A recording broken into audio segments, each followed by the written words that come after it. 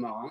Et Wind Incels est la première plateforme en Suisse à mettre en place des formations en visioconférence, à faire des navigations avec des professionnels de la voile et puis à organiser des locations de bateaux avec ou sans skipper et bien sûr sur les plus belles mers du monde.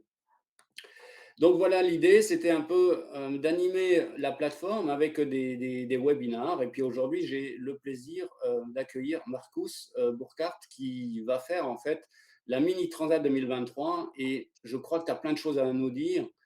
Avant ça, est-ce que tu peux nous expliquer ton parcours? Qui es-tu, Marcus? Ouais, donc j'ai un parcours pas forcément de marin à la base. J'ai grandi en Suisse, j'habite toujours en Suisse, donc je suis pas breton ni normand. Et je suis ingénieur à la base dans la formation technique. Et puis j'ai travaillé passablement de temps dans l'ingénierie. Puis après j'ai passé dans le monde de la restauration rapide, la restauration collective également. Après, enfin, forcément dans le management aussi de ces sociétés. Et puis avant d'avoir un team building avec une de ces sociétés, donc un team building qui nous avait menés sur un bateau en Croatie. Et lors de ce team building en Croatie sur le bateau, il a fait pendant 3 jours, il a fait mauvais temps, il a eu la tempête. On est sorti pendant 2 heures, on a réussi à casser le bateau pendant ces 2 heures. Ah Et oui. je suis rentré et j'ai dit au coach, je rentre à la maison et je m'achète un bateau. Et c'est comme ça que ça a démarré. C'était en 2011 et j'ai acheté un bateau début 2012 sur le Léman. Et après, bah, toutes les formations nautiques se sont accumulées, permis lac, permis mer, suisse. Et puis après, plus tard, le cursus anglais, le cursus de Yachtmaster. Et j'ai fait ça sur ces 10 dernières années. Et dernièrement, j'ai eu le papier aussi d'instructeur Yachtmaster qui me permet d'enseigner le cursus anglais, une partie du cursus anglais. Voilà. Donc ça, c'est un petit peu mon parcours. J'ai travaillé jusqu'il y a une année dans la restauration collective et j'ai quitté mon boulot au 30 septembre de l'année passée pour me consacrer un peu plus encore à la voile, pour préparer surtout mon projet mini et pour développer mes prochaines activités qui auront lieu, enfin, pour lesquelles je travaillerai après la Transat. Ok, donc on Voilà, en arrive. deux, trois mots, deux, trois mots, le parcours. Peut-être, est-ce que tu aimerais aussi que je parle de qu'est-ce qui m'a fait démarrer le projet Mini? Peut-être ça peut aussi intéresser les gens. D'une part, bon, on a toute cette formation nautique, hein. En fait, on se donne le petit doigt, ça m'a pris tout entier, donc c'est devenu une passion que j'aime partager avec les autres, donc partager avec des personnes que je prends avec en croisière depuis un certain temps. Et j'ai eu la chance de pouvoir participer par hasard, hein, si on peut appeler ça un hasard, au départ de la Mini Transat 2019. Donc j'étais à La Rochelle, à l'époque le départ était à La Rochelle. J'étais pour autre chose à La Rochelle et quelqu'un me dit: «Demain, c'est le départ de la Mini Transat». Et c'est là que les yeux ont commencé à briller. Marcus s'est retrouvé au port, le soir à 11 heures avant le départ, le matin à 6 heures. J'ai pu assister au départ, j'ai pu larguer les amarres, du seul Suisse qui était en lice à l'époque. Et puis les yeux ont commencé à briller et puis je suis rentré et puis j'ai loué un bateau. Voilà, c'est comme ça que ça a Ok, démarré. t'as chopé le virus. Oui, complètement, je crois. Ok, ouais, c'est pas grave. C'est une maladie qui se soigne pas, il faut faire avec. Il faut faire avec, il faut faire au mieux avec. Ouais, ouais, ouais, ouais. OK Ouais. et super. En fait, comme quoi on peut être suisse, au milieu de l'Europe et puis aller naviguer, hein. D'ailleurs, il y en a pas mal de Suisses qui sont, des bons navigateurs et puis il me semble que l'America's Cup, ça nous parle aussi. Oui, je crois qu'on a un joujou qui s'appelle le lac Léman. On en a encore d'autres, des lacs, mais le lac Léman est quand même un terrain de jeu qui est super intéressant pour tous les navigateurs, que ce soit suisses, mais aussi étrangers. Si on parle de bons navigateurs suisses, ben, ils ont souvent fait leurs écoles sur le lac Léman, mais Ouais, également des navigateurs de renommée sont venus sur le Léman pour s'entraîner, pour faire leurs armes aussi par petit temps et par gros temps, parce que le petit temps et le gros temps peuvent changer très très rapidement sur un lac de montagne, parce que c'est quand même un lac qui est entouré de montagnes. oui, oui, je connais bien, je connais bien. J'ai pu, faire quelques navigations sur le Léman ou bien sur le lac de Neuchâtel et j'ai eu quelques surprises. exactement. OK.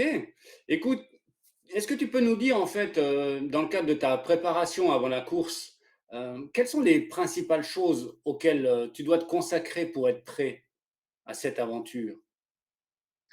Alors, moi j'ai prévu de faire, une campagne ou un projet sur 4 ans parce que j'ai décidé de rester dans mon travail, pendant la durée du projet, enfin pour la plus grande partie de la durée du projet. Et comme il faut se qualifier, enfin certains le font en 2 ans, mais c'est très chaud de le faire en 2 ans. Maintenant également pour les personnes qui habitent en Bretagne ou sur la côte, atlantique. Donc moi j'avais décidé au départ de faire, sur 4 ans parce que, bah, j'habite, en Suisse et j'avais pas, prévu de déménager et j'ai toujours pas prévu de déménager. Ce qui fait que, les entraînements, c'est un peu plus compliqué, mais principalement, il faut prévoir du temps. Il faut prévoir du temps pour aller en Atlantique et moi, j'allais toutes les 2 semaines sur la côte atlantique pour m'entraîner, donc je partais vendredi matin à 4 heures, je mettais le bateau à l'eau, vendredi après-midi, samedi, dimanche, on navigue et lundi matin, c'était retour en Suisse. Et ça sur les 3 années du projet. La première année, j'ai navigué sur le Léman pour prendre en main le bateau, pour, apprendre à connaître, quel bout, enfin comment fonctionnait le bateau et Mmh. ça fait la troisième année que je suis sur l'Atlantique et sur l'Atlantique, bah, je m'entraînais effectivement toutes les 2 semaines, hors saison course. La saison de course commence en avril, elle se termine en septembre et là, bah, on participe à des courses. Des fois, on est loin pendant un mois et demi pour participer une course à l'autre. Et donc, j'étais quand même souvent absent. Donc, c'est quelque chose qu'il faut prendre sur soi, d'être absent des proches, d'être absent de sa famille. Donc, c'est un projet qui n'est pas simplement one man show. C'est un projet où il y a beaucoup de gens qui gravitent autour, dont on doit tenir compte, que ce soit bah, la famille, mais également toute l'équipe qui nous accompagne. Puis après, j'ai choisi un pôle d'entraînement. Il y a plusieurs pôles d'entraînement pour les mini ou pour la course au large sur l'Atlantique. Et j'ai choisi le pôle d'entraînement de la Turballe, qui était le pôle qui était le plus proche de l'aéroport de Nantes. Et puis, j'ai fait un certain nombre de téléphones et puis des contacts. Et puis, c'est aussi le pôle qui me semblait le mieux adapté pour mes performances ou mes objectifs sur la transat. Et puis, donc, on doit se qualifier, on doit au total faire 1 500 courses, 1 500 milles en course, pour pouvoir être qualifié et puis 1 000 milles nautiques hors course. C'est une qualification qu'on fait quand on veut. On doit prouver qu'on l'a fait. On monte en Irlande et on descend, on fait le tour de l'île de Ré. On passe sous le pont de l'île de Ré, puis on fait une boucle. Donc c'est les 2 choses qui doivent être faites pour pouvoir se qualifier.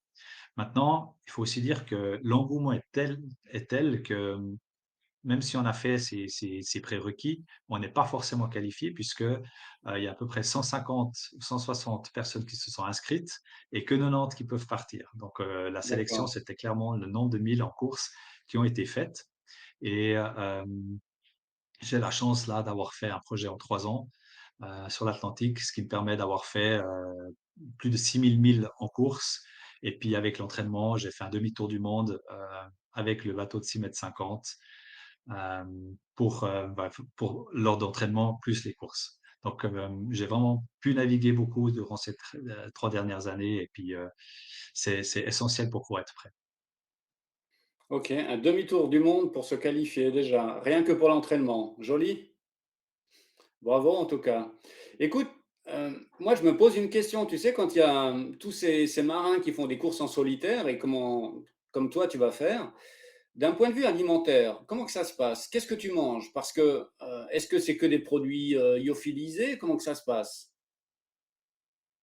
C'est une très, très bonne question. C'est une très bonne question parce que c'est un sujet assez, crucial pour moi parce que c'est une des grandes difficultés pour moi, hein. Moi j'aime bien être devant une bonne assiette et cetera et c'est quelque chose qui me manque énormément sur un bateau de course. Sur un bateau de croisière, c'est quelque chose qu'on peut reproduire, mais sur un bateau de course, c'est différent et lors des premières courses et essentiellement lors de la qualification des 1 000 milles où j'étais 8 jours, tout seul sur mon bateau, j'ai perdu, 4 kilogrammes sur ces 8 jours. Donc c'est quand même relativement beaucoup et puis sans compter, uniquement le poids, il y a tout ce qui va avec, l'énergie, la concentration, il y a tout ça et c'était vraiment un réel problème pour moi.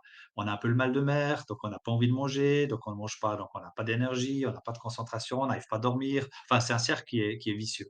Donc il fallait vraiment, casser ce cercle et j'ai demandé à un nutritionniste qui est spécialisé dans la nutrition du sport, des sportifs, qui soutient ou qui conseille également des sportifs d'élite olympiques, etc.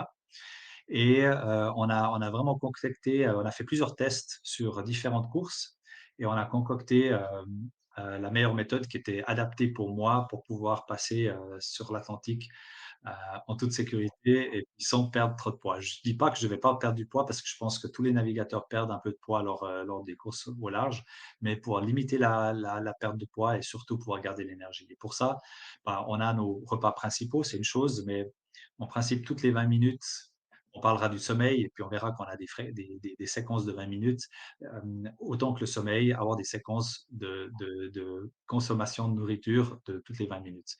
Même si c'est qu'un biscuit, même si c'est il faut juste que le corps puisse reprendre, un peu de sucre lent pour pouvoir tenir la cadence et pour pouvoir rester avec de l'énergie, même quand on dort, pouvoir se réveiller rapidement et être opérationnel. Donc mon truc à moi, c'est de pouvoir manger régulièrement un tout petit peu, surtout des glucides, des sucres lents. Donc ça peut être, du pain. Alors du pain, il n'y en aura pas beaucoup, il y aura les premiers jours, mais après il y en aura moins, mais ce sera plutôt des biscuits, et des aliments comme ça. Voilà, des snacks. OK. Donc c'est vraiment, mais on compte quand même ces 3 repas, petit déjeuner, déjeuner Mmh. et puis dîner, dont un repas chaud si possible. Je dis si possible parce que quand c'est cartouche, on n'aime pas chauffer de l'eau, on n'aime pas chauffer, on a d'autres choses à faire que de remplir ses sachets, mais si possible quand même un repas chaud. D'accord, OK. Donc en fait, la journée, elle est bien rythmée entre les repas et puis, l'activité, j'allais dire, au quotidien. Il reste encore une question, c'est, le sommeil, c'est-à-dire, est-ce que les marins sont privés de sommeil? Comment est-ce que tu gères les choses? Est-ce qu'il y a des heures auxquelles, en fait, tu t'accordes, un moment ou tu dors par, quelques minutes par-ci par-là? Est-ce que tu peux Mmh. nous expliquer, Marcus? Ouais. Alors, l'humain a besoin de sommeil, qu'il veuille ou qu'il veuille pas. Donc on doit dormir à peu près 5 à 8 heures, ça dépend des personnes, par jour ou par 24 heures en moyenne. Et moi, j'ai la chance, je m'en sors avec plutôt 5. J'ai pas forcément besoin de 8. Je prends 8 si j'ai mais j'ai pas forcément besoin de 8. Donc avec 5, je m'en sors et c'est vrai qu'on dort jamais plus que 20 minutes d'affilée. En tout cas, moi, je dors jamais plus que 20 minutes d'affilée parce que, on a le bateau à faire avancer. Hem, Ouais, on a également la sécurité, on est censé veiller. Donc en principe, on n'a pas le droit d'être tout seul sur un bateau. On a des dérogations, avec la classe mini, avec les autres classes de course au large également. Donc on doit remplir un certain nombre de conditions. Mais ce qui est sûr, c'est que toutes les 20 minutes, bah, il faut scruter l'horizon, il faut regarder, notre AIS qui détecte, s'il y a d'autres bateaux, à portée enfin, sur le chemin. Donc c'est quelque chose qui est super important et puis même juste pour le réglage du bateau, pour voir s'il avance bien, là, une fréquence de 20 minutes, c'est correct. Donc moi, la première nuit, c'est toujours difficile parce on n'est pas en manque de sommeil, on n'est pas encore fatigué et la première nuit, je dors très, très rarement ou très, très peu et jusqu'à ce que la fatigue s'en mêle et puis, la 1re nuit, c'est aussi la nuit où j'ai de la peine à manger, où j'ai un petit peu le mal de mer quand ça secoue et dès que le matin se lève, tout ça disparaît et puis je commence à rentrer dans mon rythme.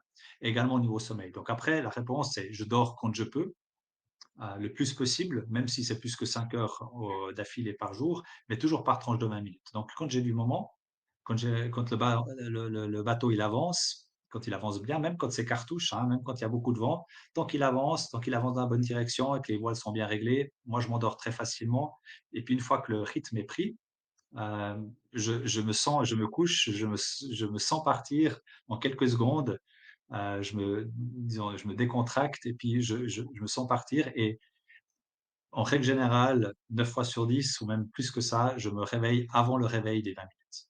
Donc c'est ça qui est intéressant, c'est que même si on dort, même si on se repose, on écoute le bateau et si le bateau, s'il y a un voile qui flappe, un bateau qui change de direction, qui penche, qui gîte plus ou moins qu'avant, on est réveillé et on est tout de suite opérationnel. Donc ces tranches de 20 minutes, c'est théorique, c'est le réveil que je mets toutes les 20 minutes, même quand je dors pas. Tant que je manœuvre pas, je mets le réveil parce que je peux aussi m'endormir sans le vouloir et du coup, ça peut devenir dangereux.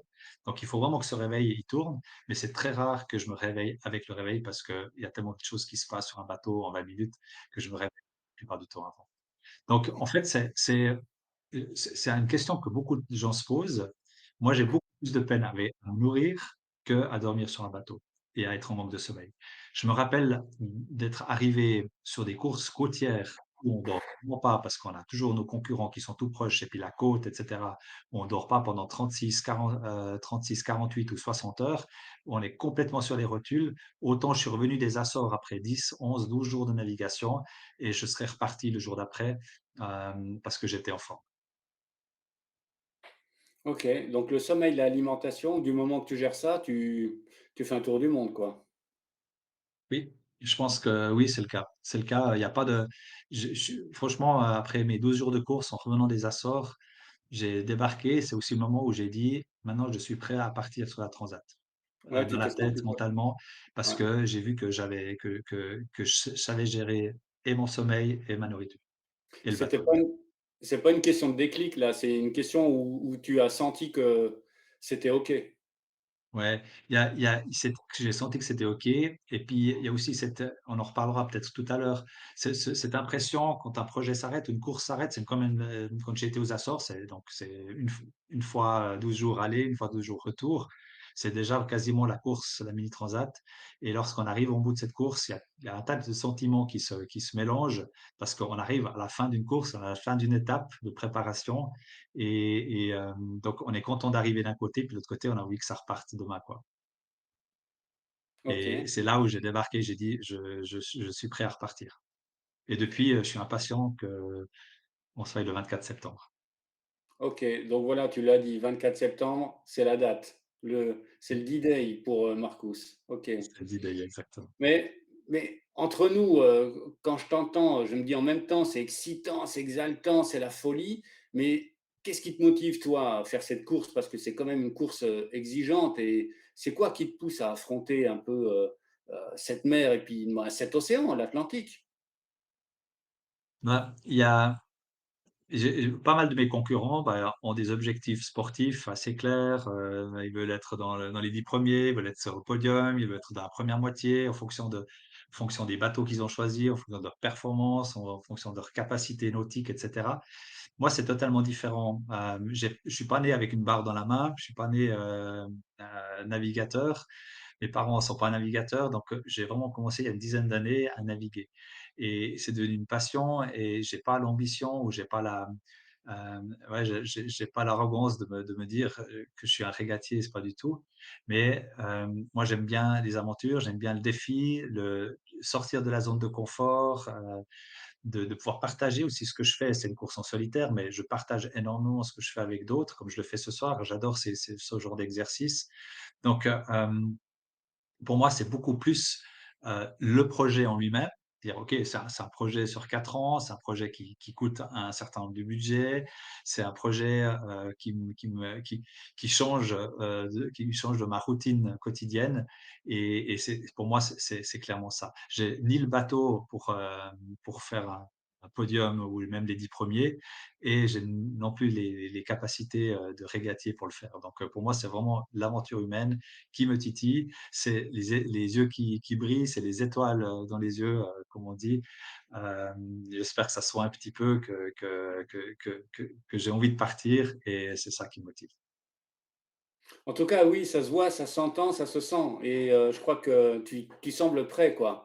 Donc, effectivement, le 24 septembre, tu dois avoir hâte et c'est pour bientôt, c'est pour Oui, bientôt.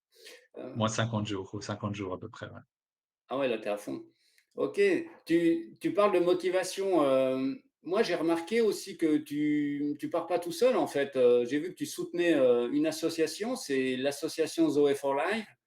Hem, Pourquoi au jour d'aujourd'hui, les skippers maintenant quand ils partent, en fait, ils partent avec une association? Qu'est-ce qu'il y a derrière? Tu peux nous en dire un peu plus? Qu'est-ce que c'est cette histoire?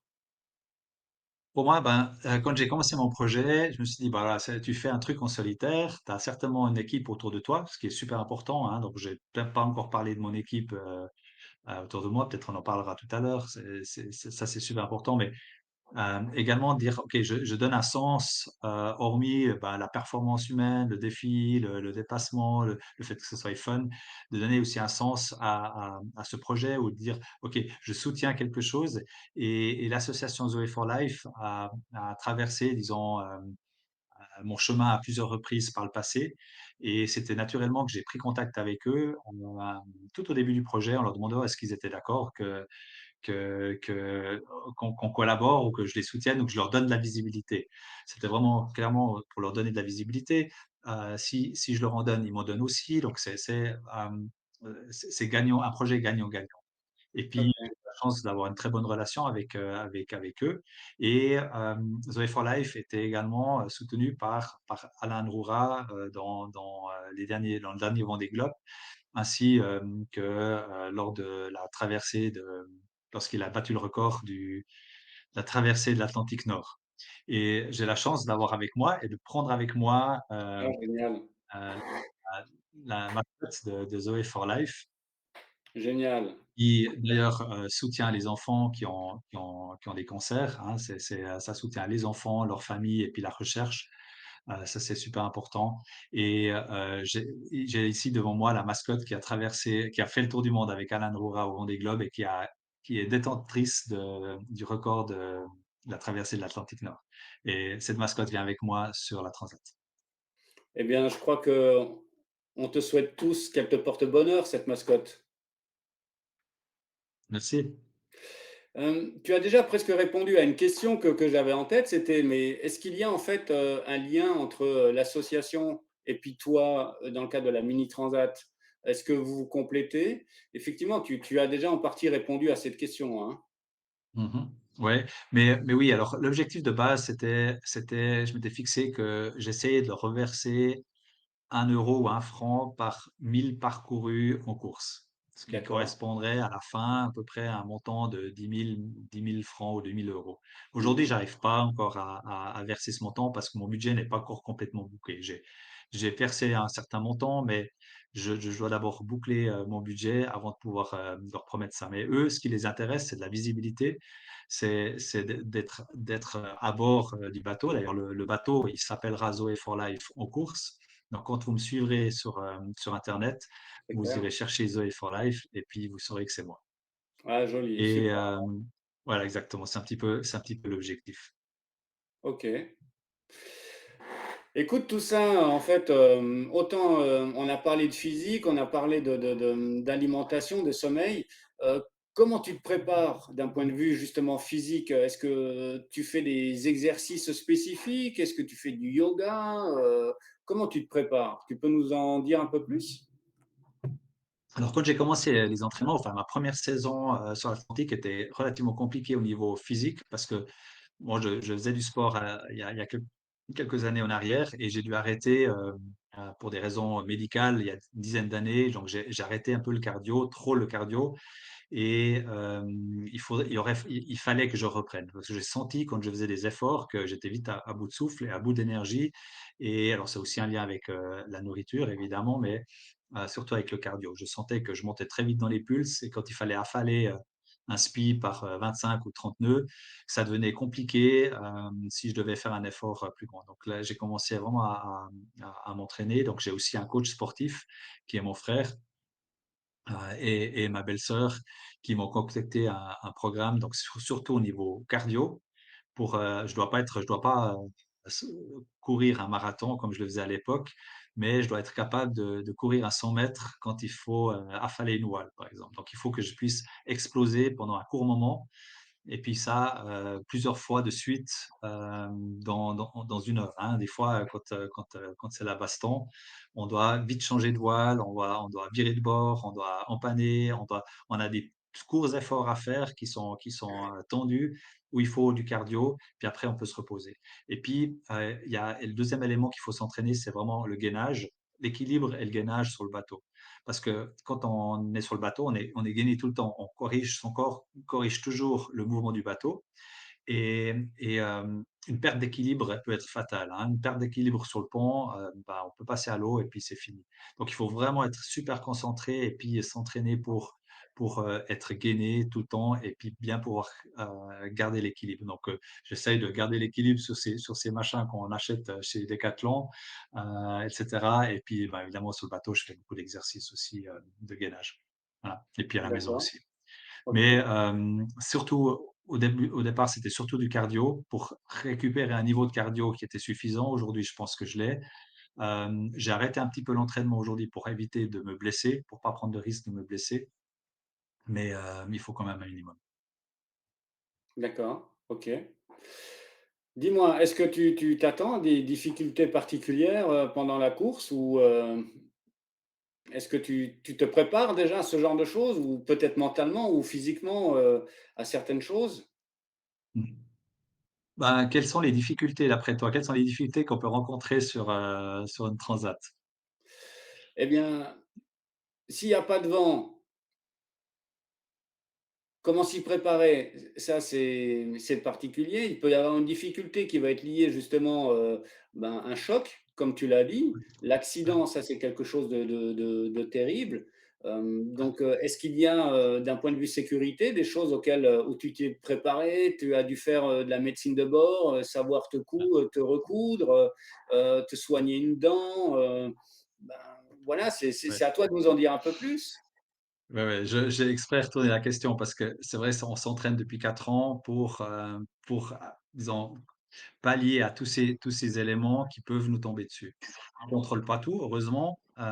C'est aussi pour ça qu'on fait un peu ce projet parce qu'on se lance dans quelque chose qu'on maîtrise pas complètement. Donc il y a des dangers, il y a beaucoup de dangers. Alors on parle de la météo quand il y a pas de vent, c'est des fois plus difficile que quand il y en a beaucoup. Mais il peut y avoir du vent, il peut y avoir beaucoup de vent. Il faut gérer la météo, il faut savoir où passer, il faut prendre les bons choix. Il y a de la mer, il y a des vagues qui peuvent monter 3, 4, 5 mètres. On essaye d'éviter, d'anticiper des vagues plus hautes que ça, mais voilà, des fois, on doit faire avec.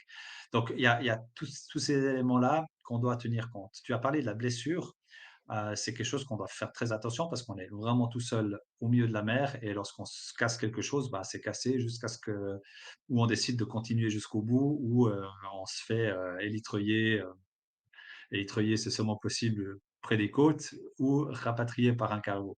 Donc c'est vraiment disons les conséquences d'un accident peuvent être fatales. On a le départ qui est chaud parce qu'on a 90 bateaux sur une ligne de départ, et une touchette, ça peut être la fin d'un projet de 4 ans. Donc ça peut c'est aussi ça. Moi, c'est probablement une des choses les plus disons, où je fais le plus attention, c'est le départ. J'aimerais pas casser mon projet ou mettre en péril mon projet, parce que j'aurais fait une mauvaise manipulation ou si quelqu'un m'a pas vu ou que j'ai pas vu quelqu'un. Ça arrive à chaque course qu'il y en ait qui se rentrent dedans et puis moi, je préfère partir en deuxième ligne, en troisième ligne si nécessaire, parce que j'ai pas l'intention de gagner la course, donc prendre des mesures, de précaution à ce niveau-là et puis sinon, on est préparé pour ces courses, donc on est préparé pour le gros temps, on est préparé pour le petit temps, on est préparé pour, même pour les attaques d'orques, on sait ce qu'on doit faire, même si on peut pas les éviter. Enfin, on essaie d'anticiper tous les cas de figure et de pouvoir se recoudre même lorsque on se coupe, d'avoir le matériel nécessaire, même pour se réparer une dent, si c'est nécessaire. J'avoue que je me suis pas entraîné, mais j'ai un kit de réparation pour les dents, si je devais, me casser une dent, effectivement. Donc on a une pharmacie à bord qui est conséquente et puis si je dis qu'on n'a pas d'assistance, pas de communication, on a le droit à une seule assistance, c'est en cas de problème médical. Le tracker avec lequel vous me suivrez sur internet me permet également d'envoyer un message au médecin de bord en disant: «J'ai un problème, je me suis coupé, je me suis brûlé, je me suis fait Mmh. mal» et lui, il sait exactement ce qu'il y a dans ma pharmacie de bord et il va me conseiller, il va me prescrire quelque chose de ma pharmacie de bord. Donc c'est la seule assistance à laquelle j'ai droit. Si je demande notre assistance, premièrement, je ne recevrai pas et je risque d'être éliminé. OK. Donc là, Donc en fait, je me voilà rends en compte. gros, je sais pas, j'espère que j'ai répondu à la question des principales, défis, lors de la course, mais ouais, je pense Oui. qu'on s'est bien préparé à ça. Oui, oui, et puis, vous n'allez pas là-bas à l'improviste, c'est pas quelque chose, qui est décidé du jour au lendemain. On sent qu'il y Non. a derrière, en fait, tout un parcours et que, les gens, les skippers sont préparés. Ça n'empêche que, ça reste la course, quoi. Heu, on a pu parler d'alimentation, on a pu parler de sommeil, on a pu parler de préparation, technique, on a pu parler d'entraînement. Maintenant, on arrive gentiment, j'allais dire, à la fin de la course. Hem Toi, avec ton expérience, comment est-ce que tu te remets physiquement et mentalement d'une aventure pareille? Parce que, c'est pas si simple que ça, je pense. Il doit y avoir, une baisse d'adrénaline ou quelque chose d'autre à l'arrivée. Comment est-ce que, tu penses gérer, la suite? Alors l'expérience, bon, je l'ai vécue sur des courses plus longues, les courses plus courtes, ben, on récupère, on dort et puis moi je récupère physiquement, je récupère très vite. Donc j'arrive donc, à la fin des Açores, j'ai été dormir, mes 5 heures, comme chaque nuit et puis, c'était reparti. Donc, physiquement, je récupère très bien. Bien sûr qu'il faut quelques jours pour être complètement de nouveau dans le mood, complètement à nouveau là physiquement, mais finalement, physiquement, il y a aucun souci. En tout cas pour ma part. Après, mentalement, c'est quelque chose qu'on se prépare parce qu'on sait qu'on a une baisse, tu parlais d'adrénaline, on a une baisse de je sais pas quoi. En tout cas, lorsqu'on arrive au bout, les derniers jours de course déjà, on sent que la fin approche. Et quand on sent que la fin approche, bah, on a autant, envie de retrouver, ses siens les siens, d'embrasser les gens qu'on aime et cetera et autant on a peur de ça parce qu'on vient de vivre quelque chose que tu vas même pas pouvoir leur expliquer. Tu vas même pas pouvoir, tu as pas de mots pour expliquer ce que tu viens de vivre et ça c'est super difficile parce que tu es dans ton monde et c'est compliqué d'arriver, dire: «Maintenant ce projet il est terminé» et puis, je vais pas avoir les mots pour l'expliquer et puis les gens vont pas forcément comprendre, ils vont pas pouvoir vivre ce que j'ai vécu, ils vont pas pouvoir s'imaginer. Donc on va essayer de faire des films et cetera. Bon ça viendra, mais finalement, on doit se préparer. On sait des d'autres ministres qui ont fait qui ont fait la mini transat, mais aussi d'autres coureurs au large, que la fin d'un projet peut être assez compliqué, mentalement, où il y a une baisse de régime. Il y a d'abord, bah, le repos, il y a et cetera. On prend quelques semaines où on fait rien et puis c'est peut-être pas forcément la bonne méthode, mais il y a cette baisse de régime et puis chaque, ministre, bah, il gère ça différemment. Moi, je le gère, ma famille va être en Guadeloupe pour m'accueillir. On va passer, 2 semaines, enfin à peu près, ouais 10 jours à 2 semaines encore de vacances là-bas et puis après le 1er décembre, je rentre à la maison et j'ai des projets déjà à partir du 1er décembre, je sais ce qui va se passer et puis j'ai des nouveaux défis qui m'attendent et ça m'aidera à passer par-dessus, disons pas la déprime. Je pense que je suis pas quelqu'un qui a l'habitude d'être déprimé, mais j de rechercher des nouveaux, défis et je sais exactement ce qui m'attend. OK, super. Écoute, j'avais préparé en fait, une question sur, quel est ton objectif personnel ou qu'est-ce que tu aimerais réaliser? Mais en grande partie, il me semble que tu as répondu. Pour toi, si j'ai bien entendu, c'est déjà d'arriver, ça c'est clair et net et de finaliser ce challenge que tu t'es lancé puisque tu es un homme de défi. Est-ce qu'il y a encore autre chose? Non, je pense pour résumer, quels sont les disons l'espoir ou l'espérance, l'objectif de cette, mini transat donc c'est d'abord de la terminer, de bien la terminer. Même si au classement, j'ai pas d'ambition, j'aimerais quand même j'ai un bateau qui a 10 ans ou qui a 11 ans maintenant et puis, c'est une ancienne génération de bateaux et puis j'aimerais évidemment avoir pas un podium des anciens bateaux, mais d'être dans la première moitié ou la première ouais, même premier quart des anciens bateaux. Ça, c'est une petite ambition, même si elle est pas très importante. Ça me ferait plaisir, ça montre que je sais quand même naviguer. Mais d'arriver au bout, ça c'est la première, ça c'est vraiment l'objectif. Et puis après vivre, cette expérience humaine unique, qu'on vit, moi probablement qu'une fois dans la vie. Ce sera certainement pas la dernière transat que je fais, mais en course, et en solitaire certainement. Et puis, de pouvoir partager également ce que j'ai vécu. Je disais avant, c'était difficile à partager. Je pense que c'est quand même possible de le faire, après quelques semaines de repos, quelques semaines de réflexion. Il y aura certainement aussi un film qui sera tourné. D'ailleurs, je vois John, parmi les auditeurs, c'est lui qui va s'atteler au film, et je me réjouis de pouvoir partager ça avec ceux qui auront envie de le regarder. Et puis finalement, simplement partager ma passion avec vous, avec, tous ceux qui m'écoutent, de faire rêver et d'emmener des gens, à rêver, avec moi sur la navigation. Ça, c'est les objectifs, que je me suis fixés pour cette transat. OK, fabuleux. Tu nous as parlé un peu de l'expérience, tu nous as parlé de ce que tu souhaitais faire, mais tout ça, ça a un coût. Tu nous as parlé du budget. Est-ce que tu peux nous en dire un peu plus? À quoi faut-il s'attendre? Est-ce que c'est des courses que chacun peut se permettre ou bien faut-il faire un emprunt? Est-ce, est-ce que tu peux nous en dire davantage ou c'est quelque chose qu'on ne peut pas parler? Si, si, c'est quelque chose que je partage volontiers. Donc la classe mini, c'est une classe qui a comme objectif de pouvoir rendre accessible la course au large, même pour ceux qui n'ont pas trop d'argent. Alors c'est clair, c'est un budget. Moi, j'ai choisi de le faire en 4 ans. Mon budget à moi, il est de 200 000 €. Alors, il y en a qui le font avec 100 000 sur 2 ans. Moi, je le fais sur 4 ans et ça coûte 200 000 €. Donc c'est aussi, ça fait partie du projet de trouver des sponsors, des fonds nécessaires. C'est pas la partie que je préfère, c'est même celle que je préfère pas du tout. Et aujourd'hui, je cherche encore, de l'argent, à peu près 50 000 pour finaliser le budget, pour qu'il puisse être, autofinancé, si on veut. Donc, mais c'est quelque chose dont je parle volontiers, et puis si des gens ont des intérêts, ou aimeraient encore soutenir le projet, c'est avec plaisir, que j'en cause avec eux. OK, mais écoute, si j'ai des questions, ne t'inquiète pas, ce sera avec grand plaisir que je ferai suivre, Mmh. directement, comme ça, tu pourras te mettre en relation si on te pose la question. C'est Tu m'as très aussi gentil. parlé, d'équipe, est-ce que tu peux nous en dire? Parce que c'est un projet solitaire, mais en fait, tu es pas tout seul dans l'histoire. Ouais. Non, ça c'est important. Donc non, je suis pas seul. J'ai un tas de gens qui sont super compétents autour de moi. Alors on a parlé déjà de la préparation physique. On a parlé de la nutrition. Donc j'ai une nutritionniste professionnelle, qui est spécialisée dans la nutrition du sport, avec qui je partage tous mes plans de menu, sur les courses. Et puis maintenant, je lui ai transmis également sur la transat. On va finaliser ça, heu, la semaine prochaine.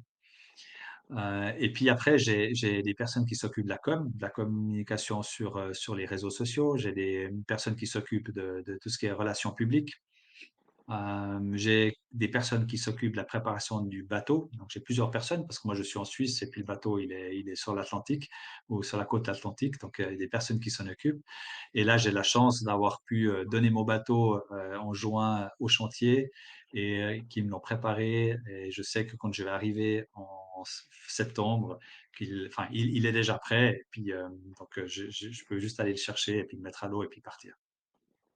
Ouais, donc il y a quand même une notion humaine et de confiance, hein, derrière tous ces projets, en fait. On voit que Absolument. tu n'es pas le seul, hein, c'est Mmh. vraiment, une sacrée gestion d'équipe, quoi. Parce que dire que on part en solitaire, c'est vrai que nous, on est derrière nos écrans, on se rend pas compte, mais derrière, ça doit être une sacrée aventure humaine, en tout cas. Mmh. En tout Et puis cas, il y a ce bien sûr, j'ai pas je puis après, excuse, j'ai ça c'est toute l'aspect technique. J'ai aussi un parrain qui est Alan, Alain dans mon Rora. équipe. Alain Roura, j'ai de la chance. Et puis après, il y a aussi toute la famille qui me soutient, parce que si, la famille, était pas d'accord avec ce que je faisais, ce serait super compliqué de faire un projet comme ça. Ce serait pas possible. Ouais, OK. Écoute, tu vois, ce que je constate, c'est que, un, on est dans le timing, donc on voit que la notion du temps, la gestion du temps, c'est quelque chose que tu maîtrises. Maintenant, tous tes entraînements vont te servir pour cette aventure. Hem, Moi, je suis, comment dire? Je suis vraiment derrière toi et puis si je peux en faire davantage, je le ferai volontiers. Maintenant, voilà, que tout se passe bien d'ici le 24. En tout cas, on arrive au terme. S'il y a des questions, c'est le moment. Hem, Est-ce que toi, si tu souhaiterais profiter pour, ajouter quelque chose de complémentaire? On va demander encore s'il y a des questions. Je crois qu'il y a des gens qui ont activé leur micro. Oui, je vais commencer, Jean-Charles. Tu as parlé surtout de toi, mais au milieu de la communauté des ministres, si on peut faire une courbe de Gauss de la tranche d'âge, les ministres, c'est quand même 25-35 ans. Et bon, j'ai 53 ans, je pense que Yves est dans ces eaux-là aussi, et toi aussi. On fait partie on dépasse cette courbe de Gauss. Quel est ton sentiment là-dessus d'une classe qui est surtout une classe en préparation d'autres choses, de classe 40, la classe ah mince, Ouais, IMOCA. du Vendée Globe, quoi. Enfin, Ouais. IMOCA ou enfin, tu as compris. IMOCA. Voilà, voilà.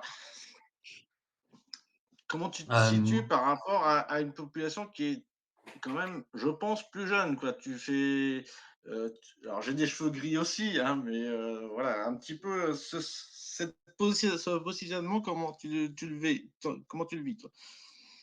je le vis très bien, dans le sens où ben, je pense que je suis entouré de jeunes, comme tu dis, hein, 25, il y en a, Ouais, le plus jeune va avoir tout juste 18 ans, qui va ouais, participer. ouais. Et le plus vieux, bah, c'est pas moi, mais c'est vrai que je fais partie de la courbe à droite, hein, la courbe de Gauss, plutôt Voilà. partie de droite. Mais, alors, premièrement, ça maintient jeune parce qu'on est en contact avec les jeunes qui ont plein d'énergie. Mmh. J'ai un rôle un peu différent que si j'étais un jeune. J'ai peut-être un rôle de confident ou un rôle un petit peu avec un peu d'expérience de vie. Donc, dans la communauté, je suis très, très bien accepté. Bon, peut-être aussi parce que j'ai un esprit jeune encore et je sens pas mes Mmh. 50 et quelques années qui sont Mmh. écrites sur mon Mmh. passeport. Donc, ça, c'est vrai. Et puis, tu disais, il y a beaucoup de jeunes qui se préparent à la suite, qui vont partir en Figaro, qui vont partir en classe 40 et puis Mmh qui ont mh. l'intention de partir en IMOCA. Et puis, bah, moi, Oui. ça me fait super plaisir. Et puis, je suis honoré de pouvoir partager mes courses ou de combattre ou d'avoir comme compétiteurs des gens qui feront le Vendée Globe demain. Donc ça c'est quelque chose qui est super. Moi, j'ai un autre objectif que ces personnes-là. Et puis, Mmh. il y a d'autres personnes qui ont mon âge, voire plus, qui ont des objectifs similaires aux miens, qui n'ont pas forcément envie de gagner la course. Voilà. Et puis, qui voient ça aussi comme une aventure humaine. Et puis, je dis pas qu'un vieux, il peut pas gagner la course, c'est pas du tout ça, mais c'est vrai que les jeunes sont plus affûtés et plus habiles et souvent, bah, souvent plus rapides aussi. OK. Merci C'est bien comme Jean-Charles ça. pour ta question. Merci. Bah, merci, Marcus. OK. Y aurait-il, une autre question? Donc voilà. En tout cas je me répète à dire ça, moi.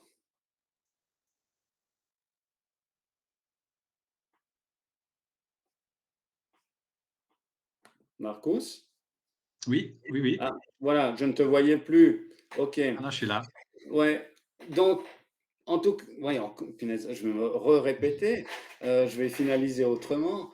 Je tiens à te remercier et puis, je crois que c'est le moment de te souhaiter bon vent et bravo pour ce que tu fais. Félicitations pour ton engagement vis-à-vis de ta mini transat et de ton engagement avec l'association Zoé for Life. Moi, je dis chapeau Mhm. bas et je me réjouis d'avoir de tes nouvelles prochainement et je ferai suivre un peu ce que je pourrai voir en te regardant derrière, C'est gentil. derrière l'écran, quoi. En tout cas, C'est merci gentil à toi. beaucoup. Merci pour l'organisation et puis, si quelqu'un, n'est pas encore inscrit, le 7 septembre, j'ai organisé avec l'équipe une soirée de gala, auquel vous êtes, évidemment invités, sous www.passion-voile.ch/gala. Vous allez trouver toutes les informations à ce sujet pour ceux qui ne sont pas encore inscrits, mais je sais qu'il y en a pas mal qui sont inscrits, qui regardent. OK, super. Merci à chacun. Merci Marcus. Et Merci puis, à vous ça m'a fait tous et plaisir bonne de soirée. t'avoir. Au plaisir d'une prochaine fois. À tout bientôt. Merci, à Bye bye. plus.